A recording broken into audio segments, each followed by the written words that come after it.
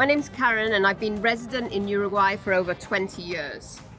I was a remote worker initially, and now I'm the founder of Uruguay.com. Uruguay is a small country in South America.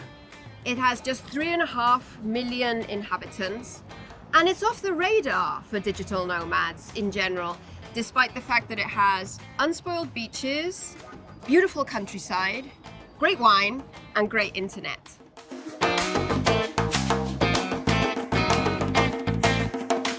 Hello, my name is Chris. I am a global communication coach for CEOs, entrepreneurs, startups, and business professionals. I've lived on and off out of New York City for about the last 15 years, but for the last 3 years, I've been living out of a backpack as a digital nomad. Uruguay has just approved a digital nomad law. This is great news because for the first time, remote workers and digital nomads will be able to get a residency permit to work from Uruguay for up to 12 months. In this video, you'll learn 8 reasons why Uruguay is a great country for digital nomads, and 2 areas you should be aware of. Stay tuned to the end to learn how to apply for the digital nomad residency. It's really easy. So Chris, tell me about some of the reasons why Uruguay has been a good place for you as a digital nomad.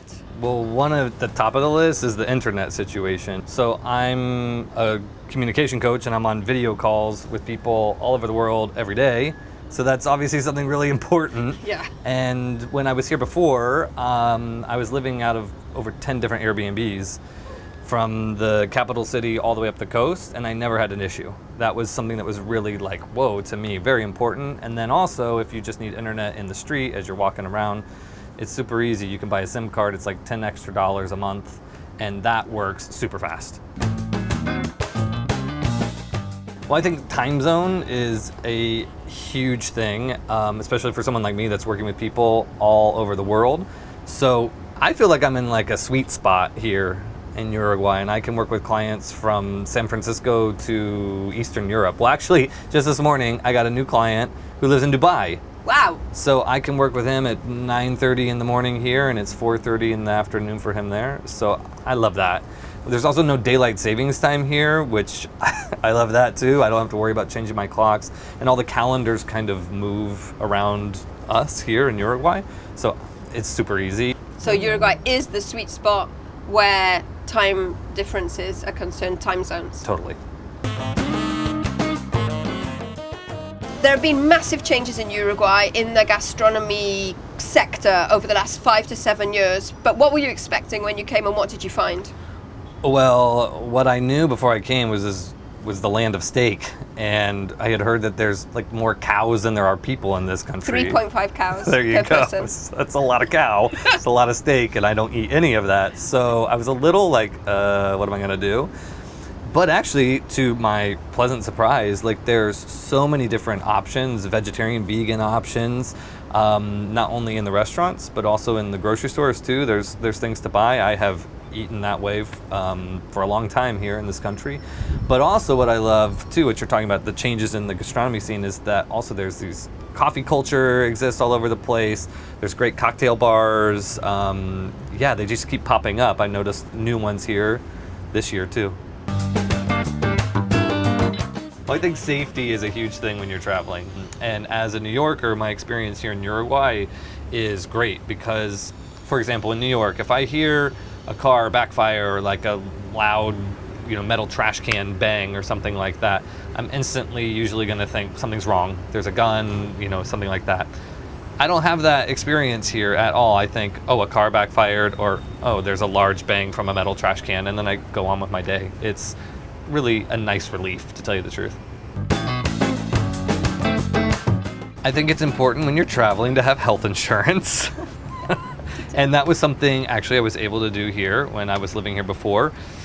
For example, in New York City, I was paying probably like $650 a month for like the most basic healthcare.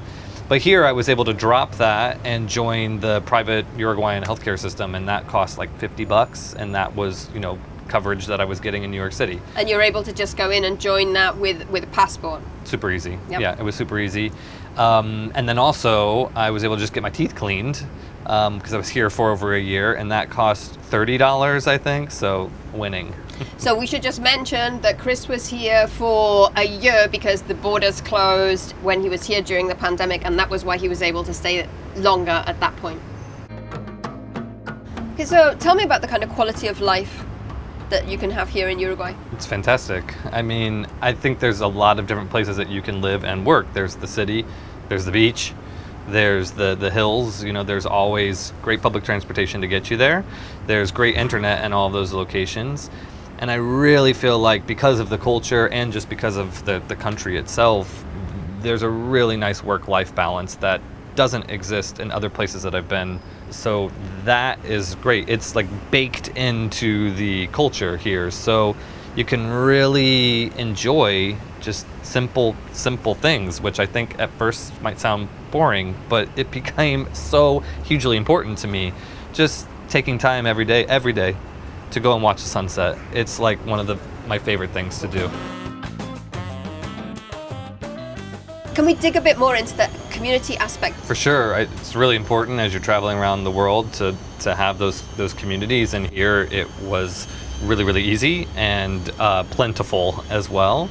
I think that there's a lot of different ways that you can do it. One are these online groups, and one thing about the online groups here is there's actual Uruguayans in the groups as opposed to just expats and travelers and things like that.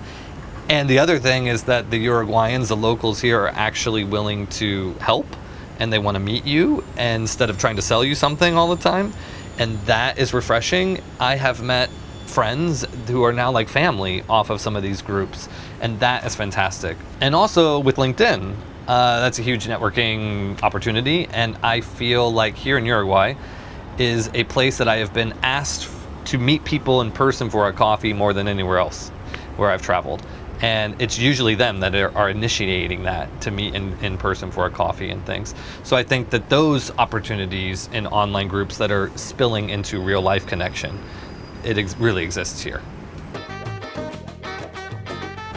One other thing that was really attractive to me as I was looking for places to explore and travel was how progressive this country is, which is surprising because this is a tiny little place, right? So there's a lot of different things that it represents in terms of it legalized gay marriage over 10 years ago. Marijuana's legal, abortion's legal. I think there's other really progressive things that were surprising in a little country like this. Yeah, for sure. So this is part of a long political tradition in Uruguay that cuts across political parties as well. You know, there's been a complete separation of church and state here for over 100 years. Public university is still free. And Uruguay is the only country in the world to have totally rolled out the one laptop per child initiative.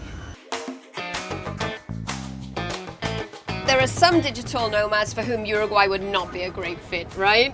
As a New Yorker, or if there's somebody who's looking for big city action, energy, go, that's not here. There is one place in the country where you can get that high energy for about a month, and that is Punta del Este, which before I came here was described as the Ibiza of South America. So now that I've experienced it, I would say, yeah, that's pretty accurate. That is pretty accurate. So in January, Punta del Este in January. And Buenos Aires is just 2 hours by ferry away from here. So if you want to get your fix, 2 hours, you're there, and then you can be back again. You don't even have to rent a hotel. You can go for the day. You can go for the day. And stay out all night. And then just come back while the sun's coming up. I love that. As a New Yorker, rent, internet, that's really affordable. But of all of the places I've been in Latin America, this is definitely the most expensive. I think that you could live a really nice life as a single person. I'm just looking at my experience as a single person, living and working, $2,000 a month, and you're set. Like, that's pretty good. The rent is not that expensive. You can get a really nice apartment in a great area that you could never afford in some place like New York. And how much are you paying? You could do that from $900 to $1,200 easily. And that's usually an Airbnb isn't covering everything. You know, all of your internet, your electricity, the gas, everything is covered and all that. So what would you say to people that they should bring when they come? Clothes, electronics. Those two things can be pretty expensive, but the wine is cheap and delicious.